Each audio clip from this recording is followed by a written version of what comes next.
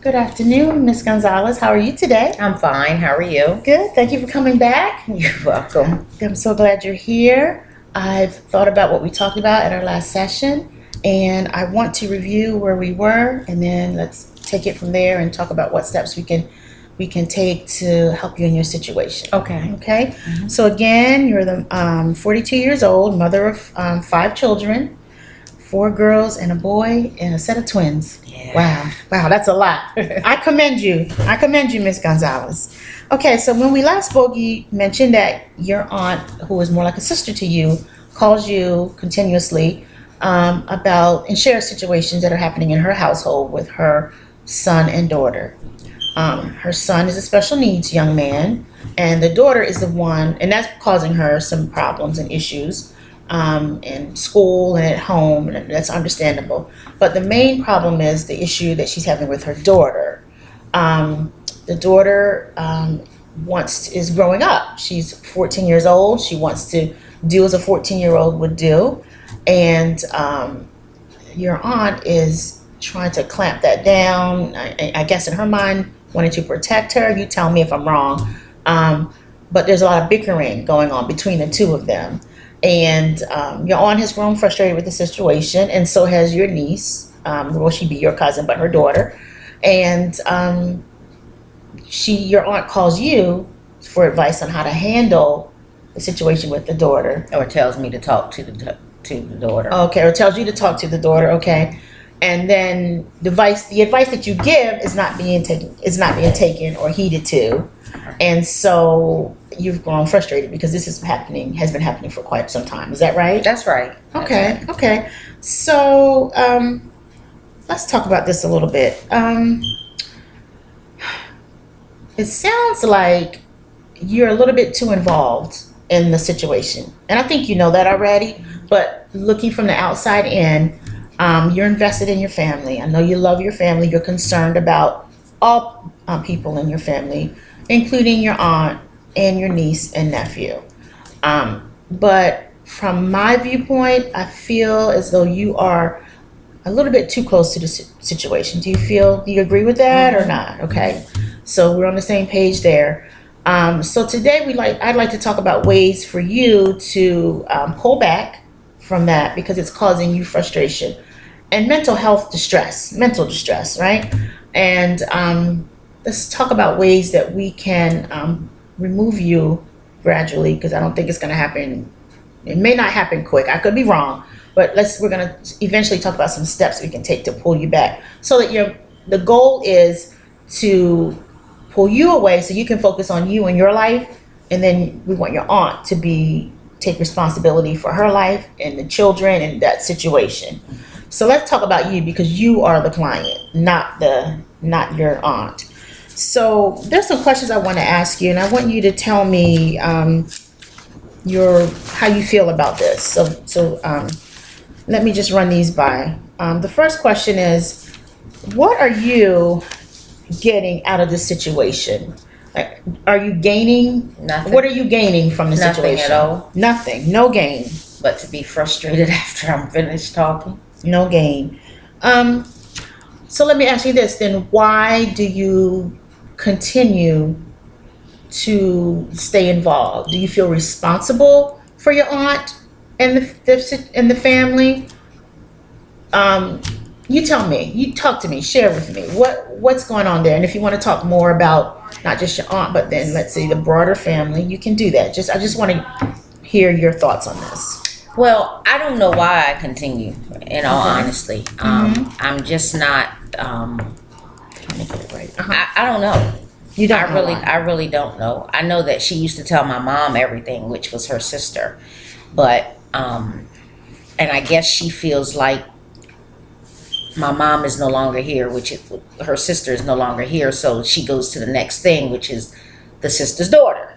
So I'm guessing maybe that's why she feels like she could call me. I do love the kids. I've always been able to be there for the kids.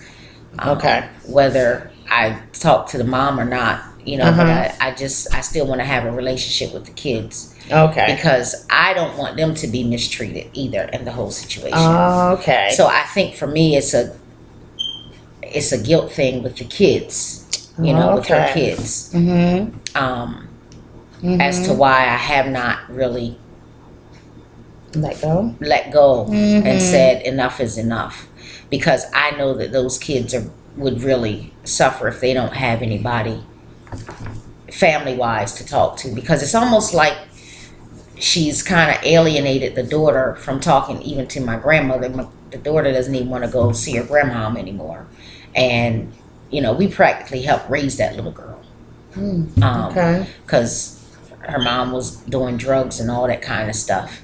And so we always had the little girl a lot. And then when the boy came along, we would take him as well. But my grandmom had him more because I was dealing with the little girl. So I'm like real close and tight with the little girl. Yeah. And then my grandmom is tight with the little boy. But now it's like whenever he does something and she wants to punish him, she sends him down to my grandma to deal with. Okay. So, and I'm just kind of like, feeling like I don't want to lose the relationship I have with the kids. Okay. So it sounds to me she's shifting the responsibility of her children to other people. So her son she's sending to the grandmother when she doesn't want to deal with the situation, and then she's calling you to talk to the daughter. So she's not really disciplining or taking responsibility for raising them during difficult times. And it's like when she calls me about the daughter, she's like, you need to talk to her. And I'm just like, what do you want me to say? I'm not going to totally be on mom's side. And I'm not going to totally be on the daughter's side, because I need to find out what all is going on and actually what the daughter feels as mom is fussing at her, because that's seemingly all she does. It's not like she talks to her and sits down and have conversations with her. It's always, I'm talking at you, and no, you're not going to do this, and no, you're not going to do that, and I don't care how you feel about it, and so forth and so on. So it's one of those things. Oh, wow. Okay. So I think for me personally, that's the reason why I haven't let go, because I know or I can sense how the daughter is feeling, and she's already, it seems like from time to time she stays down all the time, like in a depressed mood. So I don't want to see her that way. Okay, that's understandable. I'll just say seems depressed. Wow. Okay. Let me back up a bit. Did I hear you say that your aunt has used drugs in the past? Okay, that's new. I didn't know that. Okay. Yeah. And she will tell you. I mean, when she talks, she'll tell you. Did she say why she started that? I'm just curious. We're not going to focus on her, but I'm just getting background information. I mean, she was out there doing what she wanted to do, and she felt like once she got grown, she was grown. She could do what she wanted to do, and so she was doing drugs. She said it when she was high when she got pregnant with the little girl, and was high when she got pregnant with the little boy. So Really? yeah. Did she, is she a current drug user? Do you know? She smokes weed every now and again, but she claims now it's for medicinal purposes, but doesn't have a medical marijuana prescription. Okay. All right. Okay. All right. So let's turn back to you. I can understand fully how you feel about your attachment to your niece and nephew, and how you're concerned about if you pull away, then what will happen to them. So that's completely understandable. Is there a way for you to continue to have a bond with them that doesn't include your aunt? I mean, I know she's not going to go completely away, but is there a one-on-one situation that you can have with them? Yeah, I could. I call them. I keep in touch with them, as well. Yeah. Okay, well, that's good. That's good, because as you begin to pull away, you can continue that relationship with them. So it sounds like at this point, when you're ready, of course, you're going to have to you will need to begin to inform them of the transition that's going to take place. You're pulling away from the mom, but not from them. And so that they can be okay with that and understand what's happening, so they don't feel like you're abandoning them. So that's an important piece of this. So let me ask you another question. Is there a benefit to you? You said did you say there was no benefit? I asked what were you Right. getting out of it. Is there Right, any nothing. benefit? Okay. So there's no benefit to it, but the reason you're staying is because of your commitment to your cousins and your concern and your love for them. Okay, that's understandable. So if you were to leave, or when you, not leave, but when you are ready to pull away, what do you think that would look like? How do you think you can do that? Would it be quick? Would it be, The only way I know to do it is not answer the phone. just do not answer the phone? Yeah. Okay, yes, do not answer the phone. But what happens, let's say, if, well, no, I'm sorry, go ahead. Because I don't see them unless I stop by there. But the majority of the time, they don't come to my house. I'm usually just dropping by to see how they're doing or whatever. But, So you check in on so, them? Yeah. You check in on them. Yeah. And do you want to continue to check in on them in that way, or do you feel like you should just call the nieces and nephews? Probably just call them. Call the kids. Moving forward, Yeah. just call the kids moving forward. Okay. How do you think the aunt will respond to? What do you think? How do you think that would look once you do? Are you going to tell her, "I'm done with this. I'm not answering the phone anymore"? No, I This just is won't over. answer because she's petty. She's petty. petty. Yeah, she'll keep calling and stuff and leaving crazy messages and stuff. And I just don't want. I don't want to deal with I all don't that. want to deal with all that. And it might be wrong on my part just to not answer the phone, but I don't really care to deal. She may call, and the reason I do answer the phone pretty much is that because my grandmother is involved, and Right. a lot of times if she can't get a hold of my grandma, like after 2 or 3 weeks of not talking to her, she'll call me and say, have I seen her or talked to her or whatever. So I mean, that was one of the reasons why I answered the phone, because I never know what could be going wrong. And then sometimes my grandma might call her and say something, and she'll call me and say, well, your grandmother said this to me and da da da da, but I don't know about all of that, so you're gonna have to deal with it, to pass the buck on to me. When my grandmother is slowly trying to delegate certain things to her to do, but she just doesn't want to do it, so I still get it in the end. You know what I mean? So that would be one of the things. Just like when my uncle passed away, my grandmother called her and left her a message for her to call her back. Right. And instead of her calling her mother back, she called me and said, why is your grandmother calling me? She wants something, apparently. Call her back. Well, she sounded like she might have been in a hospital or something, so I don't know what's wrong with her. Why would she be calling me? Is she in the hospital? She ain't calling you. And I'm just like, I'm at work. Wow. I don't talk to her while I'm at work unless it's something really, really wrong, and she will call. I said, I don't know, call her. So in that instance, I did call my grandmother that particular day. And when I called her, my grandmother was crying. And I said, what's wrong? And she told me that her son, PJ, was dead. And I was like, are you serious? And she was like, yeah, the police just left here. And so I said, okay, I'll be there in a few minutes. And then I called my aunt back, and my aunt said, I just talked to her and she was crying. And she said, I don't want to talk right now. I'll call you back later. Okay, she calls back 5 minutes talking about she lying, mom's lying, he's not dead, he's not gone. And I said, why would he lie? Why would she lie about something like that? And of course I had her on speakerphone because I was in the middle of doing something, and there was somebody else in the office with me who heard the conversation, and she was just, and the person in the office the mouth flew open, as if to say, I can't believe she's saying this about her own mother. Right. And so I was like, I'll call you back later. Bye. And I hung up. And I just left it at that. And so I got myself together, and the person that was in the office with me, she was like, go be with your grandma, Yes. And then she says, wait. She says, let me rephrase that. When you get ready to go to deal with the dysfunction that's there, she said, because I already know. She knew.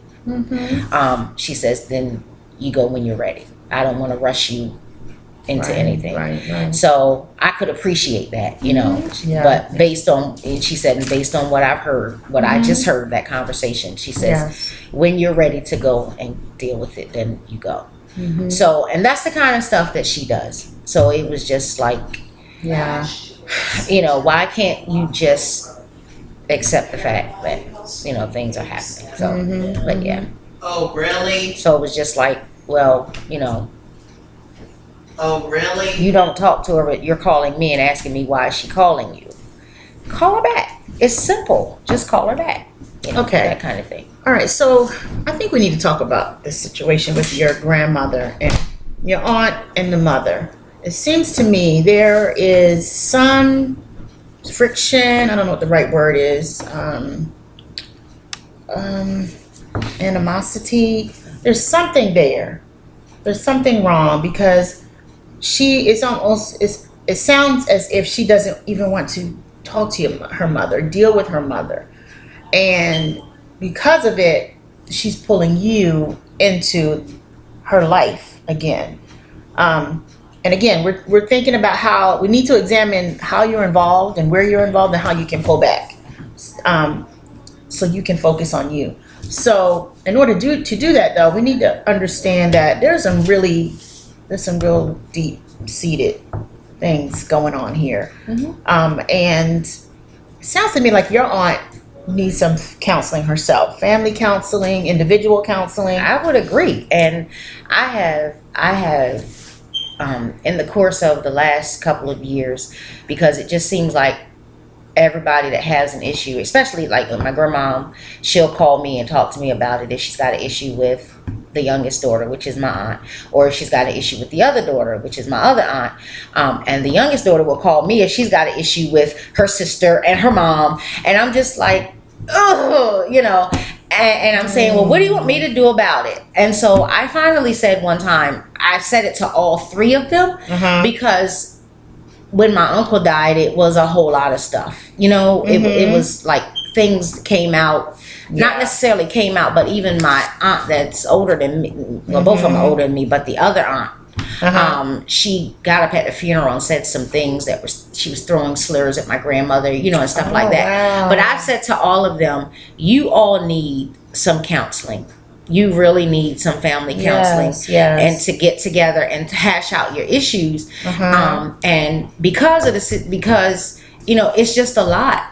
And you know, the whole family dynamic has always been strained, but I couldn't see it as a child. But now that I'm an adult, I can see it. And it's hurtful because I never wanted to, and everybody's got their issues in families, you know, but I never wanted to be in that type of family where there's so much strife in between amongst siblings and amongst parents and children until it's not even funny, you know. Like my aunt, my mom was the oldest, and then my aunt, and then my aunt ran away when she was like 15 or 16 years old, so she wasn't really in the picture for a while. And then my uncle, when he left to go to military, he never came back home. He never came back. He came back. What his statement was, and this came from a cousin of mine that was close to him. When I leave here, man, I'm not coming back. I might come back for funerals, but I'm never coming back here. And so, and the reality was, he left. When his father died, he came back home for his funeral. He came back home in the summer of '96 to see my mom because she was sick. My mom died in '97. He didn't show up for the funeral. My grandmother, my great grandmother died in 2006. He didn't come back for the funeral. Oh my. And then he ended up dying in 2014. Nobody knew he was sick. So he laid up in his house for like 2 or 3 days before anybody found him in Las Vegas. And so when we saw him again, he was a corpse, you know, and barely recognizable because he had started decaying and had turned, I mean, like really jet black. And he was not a dark skinned man. He was, you know, like a light skinned guy. Yeah, And so, but he was barely recognizable. We could recognize him by his ears, you know, because he had big ears, that kind of thing. But, and so it was a lot of issues. And then, if I go back again, my grandmother didn't raise my mom. Her grandmother raised her, which would be my great grandmother. So it was so much. Really? And then Okay. my mom didn't really raise me. My grandmother raised me. Yes. So it's almost like history repeats itself. And then there are things that happen within that are covered up, that are never dealt with. And then when Pari comes along, Pari is like daddy's baby. So anything that she could do in daddy's eyes, she could do no wrong. But in mom's eyes, she was always in trouble doing stuff. And so when mom would discipline, daddy would always step in, you leave her alone, and that kind of thing. So it was so much that transpired. And then when daddy died, which was he wasn't my real grandfather, but that's the only grandfather I knew. It was almost as if a whole lot came into play when my aunt felt like she's told me this, she felt like, well, mom didn't give me the opportunity to help with anything, and it was my dad, and you know, and then mom took my money that was supposed to be for me, and so forth and so on. So it's a lot there. And when they start talking about it all, and I had to step up one time and tell my grandmother, as much as I hated to, you know, I said, Mom, you know, you've been in the church all this long time. You know, Pari is not in church, even though you raised us in the church. She's not in the church, but you're shouting and jumping and carrying on and doing all of this. But if you don't get it straight with your own family members and your own daughter, and try to hash things out, and try to even listen to what she has to say, you know, and let her get it out and ask for forgiveness for the things that you've done, even though you didn't know that you were doing them to harm her. You thought that you were doing them for good. You might end up dying. I said, and if you're not careful, you're going to bust hell wide open. Before I knew it, that's what I said to my grandma. And I was like, and forgive me, but this is what it has come to, you know, but you've got to do something, because you can't just say, I did all I could do, but you have to be able to listen to what she's saying, to listen to how it's affecting her. And so therefore, my grandma didn't do it with her, and she's not doing it with her own. So it's a cycle that's repeating. So that's where the problem comes. But nobody wants to go get help, and I can't do it.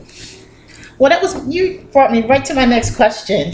Why do you feel they come to you? Why have they chosen you to be the savior, the one that to reach out to kind of to figure it out for them? Why you? Because they feel like I'm the only one in the family that has the education. That has the education, really?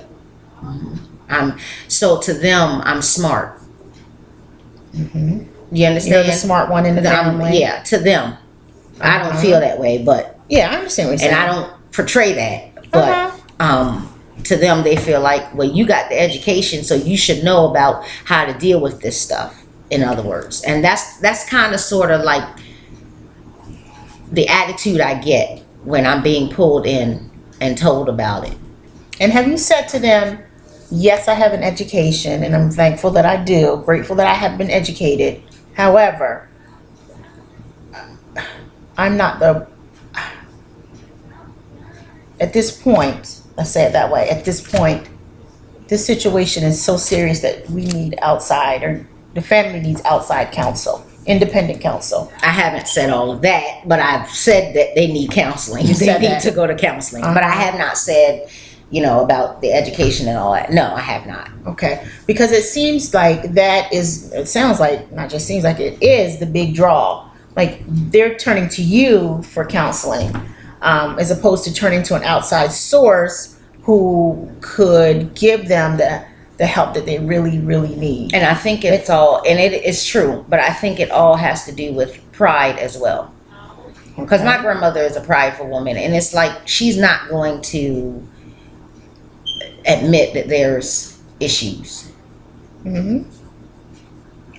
and neither is either one of those two sisters, because they don't really communicate with each other either. Mhm. And it's only two of them left, Yes. but they don't yes. communicate with each other either. They don't communicate with each No. other. So, and neither one of them are going to admit that there's issues. Wow. And even the other sister, you know, Mhm. of course, there's issues with her and her children as well. Of course. So, Yeah. you know, even to the point where her daughter has called the police on her because she wouldn't leave her house and, you know, all of that. So it's a lot of dysfunction, a lot of craziness that I really choose not to deal with. And all I can do is just, as the saying goes, and I know it sounds so cliche, is just shake my head. Shake your head. But Well, that's really all I can That's do. all you can do. The other thing you can do outside of shaking your head is what you're doing now, and that is turn the focus back on you.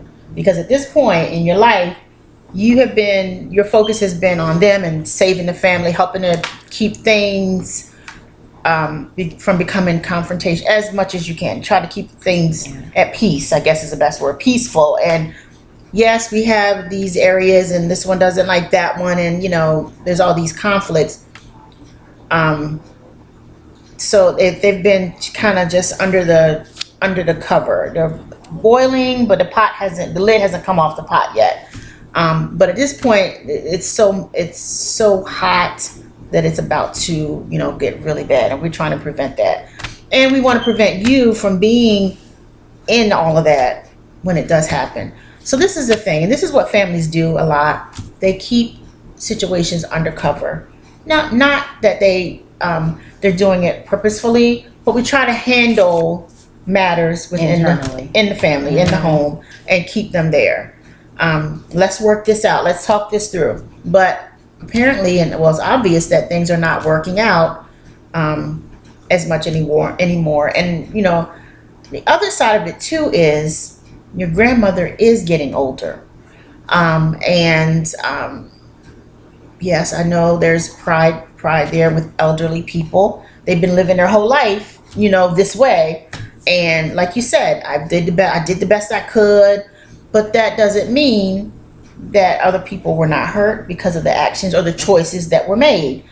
And again, I'm not assessing blame to anyone, but that's just life, you know? We make decisions, and our decisions impact other people.